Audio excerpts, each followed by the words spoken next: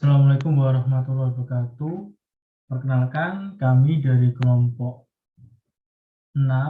Nah, di sini kami dari kelompok 6 akan menjelaskan tentang uji validitas dan uji reliabilitas. Oke.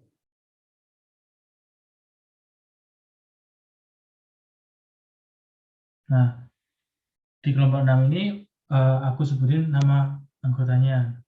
Yang pertama ada Nurul Hidayah, NIM 2004, setelah itu Rahmananda, NIM 2006, dan Muhammad Rafeli 2013, dan Aini Salsabila, NIM 2002, dan Rika Antariksa, NIM 2005, dan Diratin Margu, NIM 2006.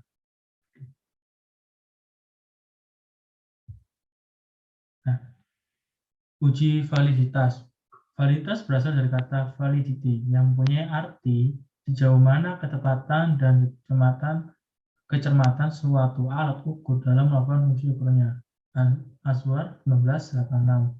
Selain itu, validitas adalah suatu ukuran yang menunjukkan bahwa variabel yang diukur memang benar-benar variabel yang hendak diteliti oleh peneliti. Cooper and Skelter dalam Zubnev 2006. Selanjutnya akan dijelaskan oleh teman saya. Uji validasi adalah uji yang digunakan untuk menunjukkan sejauh mana alat ukur yang digunakan dalam suatu mengukur apa yang diukur. Menurut Ghazali 2009 menyatakan bahwa uji validitas digunakan untuk mengukur sah atau valid tidaknya suatu kuesioner. Suatu tes dapat dikatakan memiliki validitas yang tinggi jika tes tersebut menjalankan fungsi ukurnya atau memberikan hasil ukur yang tepat dan akurat sesuai dengan maksud dikenakannya tes tersebut. Suatu tes menghasilkan data yang tidak relevan dengan tujuan diadakannya pengukuran diadakan sebagai tes yang memiliki validitas rendah. Dalam pengujian validitas terhadap kuesioner dibedakan menjadi dua, yaitu validitas faktor dan validitas item. Validitas faktor adalah validitas faktor diukur bila item yang disusun menggunakan lebih dari satu faktor atau antara faktor satu dengan yang lain ada kesamaan.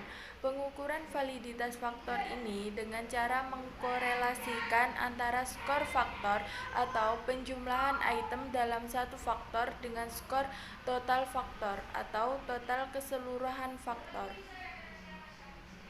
Pengujian validitas terhadap kuesioner yang kedua adalah validitas item.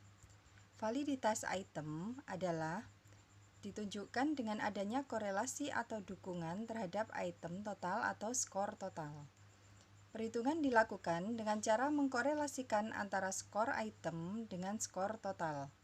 Bila kita menggunakan lebih dari satu faktor, berarti pengujian validitas item dengan cara mengkorelasikan antara skor item dengan skor faktor, kemudian dilanjutkan mengkorelasikan antara skor item dengan skor total faktor atau dengan menjumlahkan dari beberapa faktor. Untuk melakukan uji validitas menggunakan program SPSS, teknik pengujian yang sering digunakan adalah menggunakan korelasi bivariate person atau product moment person. Analisis ini dengan cara mengkorelasikan masing-masing skor item dengan skor total. Skor total adalah penjumlahan dari keseluruhan item.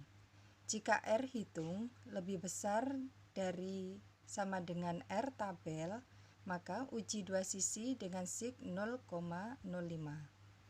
Maka instrumen atau item-item pertanyaan berkorelasi signifikan terhadap skor total dan dinyatakan valid. Berikut ini kami tampilkan tabel nilai R terhadap produk momen. Langkah-langkah dalam pengujian validitas ini yaitu yang pertama, buat skor total masing-masing variabel atau tabel perhitungan skor, yaitu berlaku ada 11 soal dengan 12 responden. Kemudian yang kedua, buatlah data kolom keterangan di bagian variabel view di SPSS sebanyak 9 item dan rubah desimalnya ke angka 0. Selanjutnya, copy data skor yang sudah kita buat tadi ke dalam tabel data view di SPSS, lalu klik analyze, kemudian correlate dan bivariate. Yang ketiga, masukkan seluruh item variabel X ke variables. Yang keempat, cek list person, choose file, dan flag. Kemudian kita klik OK. Selanjutnya, tabel rangkuman hasil uji validitas dari variabel tersebut dapat dilihat sebagai berikut. Dari tabel di samping dapat dijelaskan bahwa nilai R dihitung lebih dari R tabel berdasarkan uji signifikan 0,0,5, R tabel 0,576 karena jumlah responden ada 12, artinya bahwa item-item tersebut di atas adalah valid. Dan yang terakhir adalah rumus korelasi product moment. Nah, di situ kita bisa melihat bahwa ada rumusnya R XY sama dengan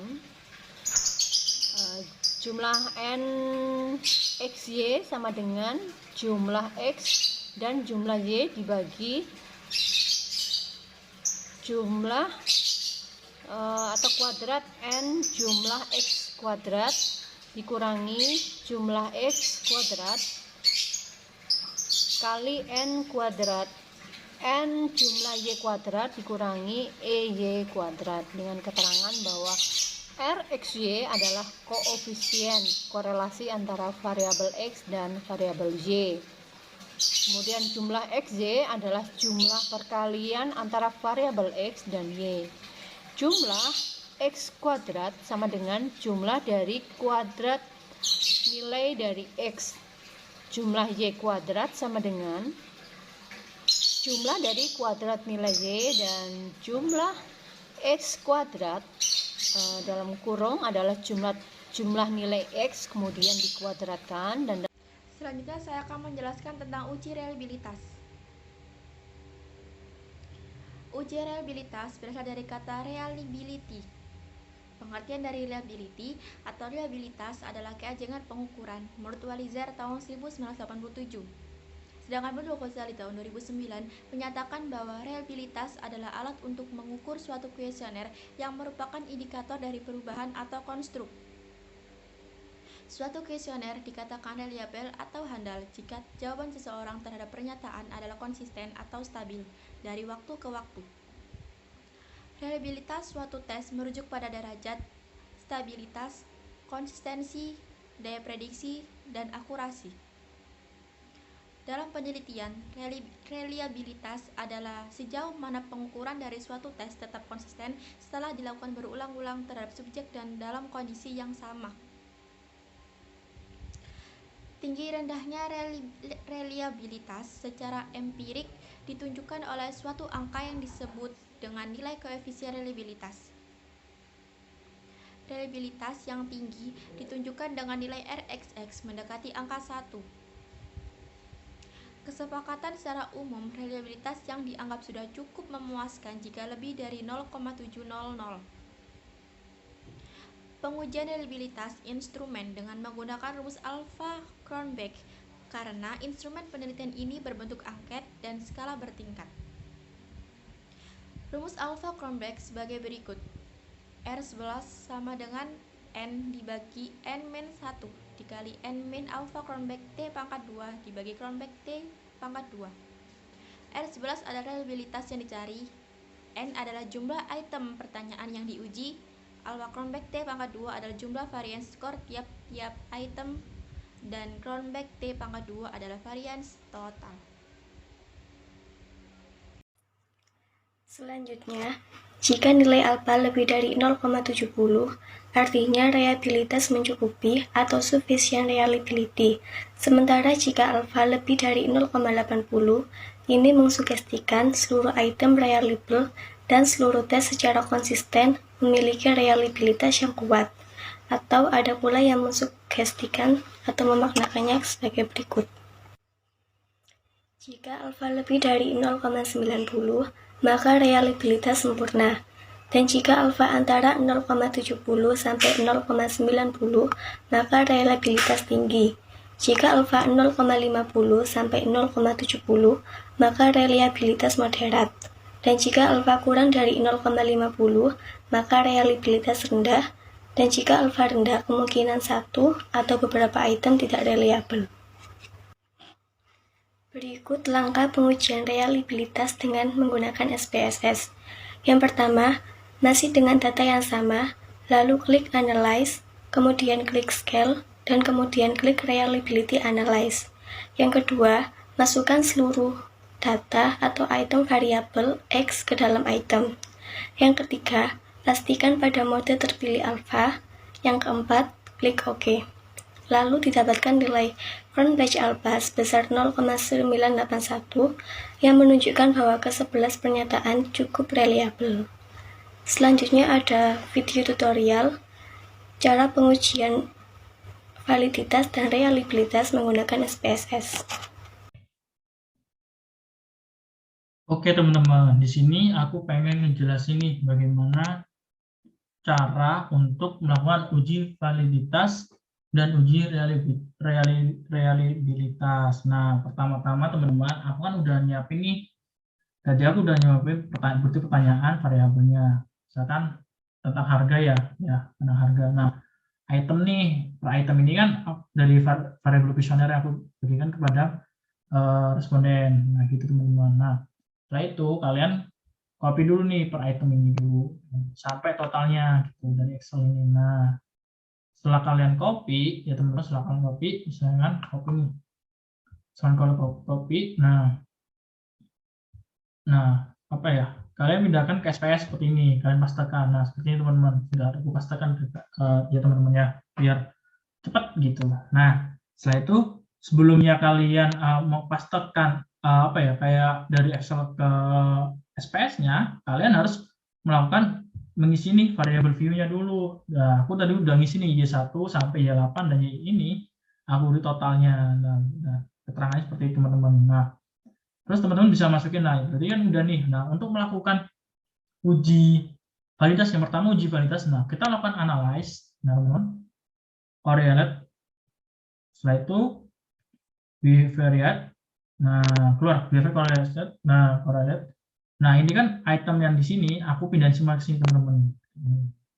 Ini teman caranya. Nah, aku kasih ulang lagi. Nah, aku catat A blok. Setelah itu aku pindahkan ke sini. Nah, aku present klik to toilet, klik, dan selanjutnya itu oke. Nah, setelah di oke, akan keluar outputnya seperti ini teman-teman. Nah, ini output yang uji validitas. Nah, uji validitas ini kita bisa lihat nih. Nah, kayak gini teman-teman. Sorry, yang dua udah ini ya. Nah, ini uji validitasnya. Nah, correlation signifikan, correlation signifikan. Nah, bisa dikatakan valid dan tidak valid teman-teman. Gitu. Nah, untuk biar kita pengen tahu nih per item yang kita tanyakan itu valid nggak sih tentang pertanyaan itu dari kuesionernya. Nah, caranya apa teman-teman? Nah, pertama kita buka notepad atau board atau board terserah. Nah, aku sudah nulis nih. Nah, uji validitas dikatakan valid apabila R hitung lebih besar dari R tabel. Begitu sebaliknya, apabila R hitung lebih kecil dari R tabel, maka tidak valid. Nah, untuk itu kan DF N-2 sama N, ini rumusnya, ini rumus R tabel teman-teman, di mana kita pengen mengetahui nih apa ya, kayak pertanyaan dari itu valid tidak valid sih. Nah, untuk itu pertama aku masukkan N-2 sama dengan 15 ini teman-teman dari sampel respondingnya gitu. Kurangi 2 ketemu 13. Nah, setelah itu selanjutnya teman-teman masuk nih ke R tabel pengecekan. Nah, angka 13 itu berapa sih? Nah, angka 13 ketemu 5140 R tabelnya teman-teman. Nah, setelah itu masuk lagi nih ke notepad lagi, kita buka space-nya. Nah, ini kita buka notepad. Nah, contoh misalkan aku ngambil item nomor 2 teman-teman, yang di sini dijelaskan item nomor 2 518 teman-teman. Nah, aku pengen cek nih valid atau enggak sih. Nah, untuk itu Berarti kan 518, ya kan? R hitung sama dengan 0,518. Oke. Sedangkan R tabelnya sama dengan 0,5140. Lah, berhubung aku pengen memakai 3 angka di belakang koma, berarti nolnya aku hapus, teman-teman. Nah, sama dengan R hitung lebih besar. R hitungnya kan aku masukin nih, R hitungnya kan R hitung aku masukin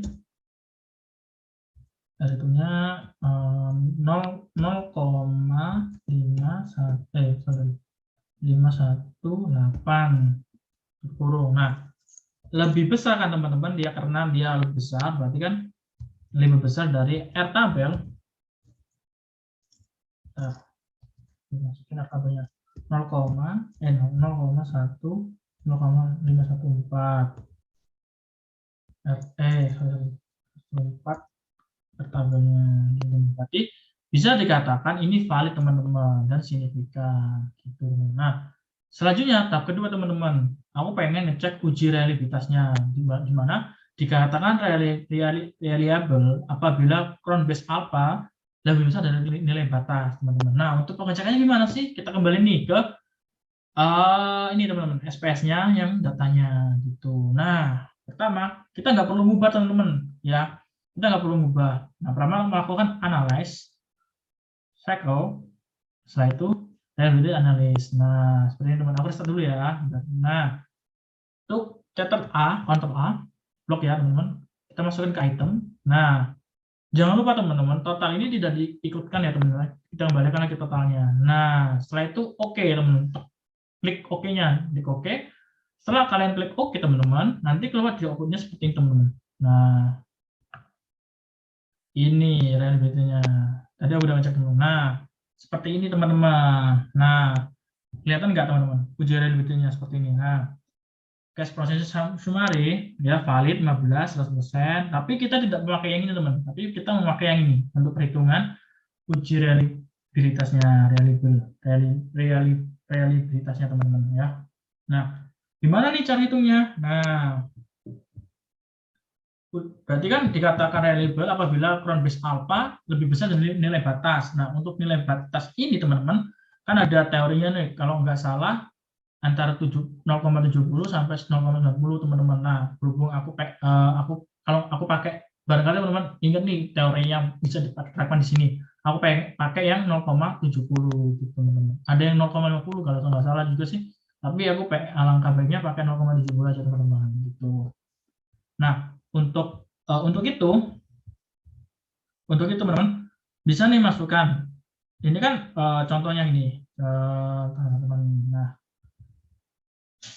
Nah, ini kan pertanyaan, ini kan tentang pertanyaan harga, teman ya. Aku masukin ini contoh pertanyaan harga nih. Misalnya tentang pertanyaan harga. Nah, ini kan contoh, misalkan aku kasih kode X1, teman-teman, kodenya. Nanti kalau misalkan teman-teman kayak misalkan kuesioner itu ada banyak, misalkan ada 5 nih. Nah, kalian bisa nanti misalkan pertama pertanyaan harga, nanti kedua misalkan bebas sih ininya sih, pertanyaannya misalkan pertanyaan barang atau apa, terserah gitu, teman-teman. Nah, jumlah barang atau apa, barang sukaan atau apa, bebas itu. Benar, aku beri kode X1 karena aku cuma kayak misalkan satu variabel aja dari kuesioner tersebut. Nah, itu satu pertanyaan. Nah, berhubung crown base alpha-nya ini di sini kita jelas crown base alpha 309 ya, teman-teman. Crown base alpha,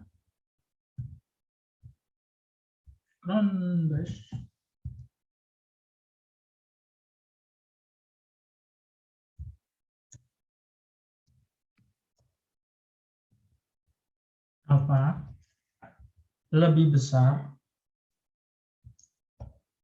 nilai batas. Nah, berarti kita masukkan 0,309. Jelas teman-teman ya, lebih besar dari 0,070 teman-teman. Nah, 0,070. Nah, ini untuk nilai batas ini aku pakai yang 0,70 teman-teman. Barangkali teman-teman kan ada 50, 60, 70 sampai 90 ya. Aku pakai yang 0,70 teman-teman. Gitu. Jadi teman-teman bebas sih dari untuk memakai nilai batasnya gitu. Gitu teman-teman. Pakai teori yang mana gitu. Nah, itu sih yang bisa aku jelasin teman-teman untuk teori dari uji realitas dan uji validitasnya. Mudah kan teman-teman? Semoga teman-teman bisa memahaminya gitu teman. Oke, dari aku itu aja teman-teman. See you. Terima kasih teman-teman.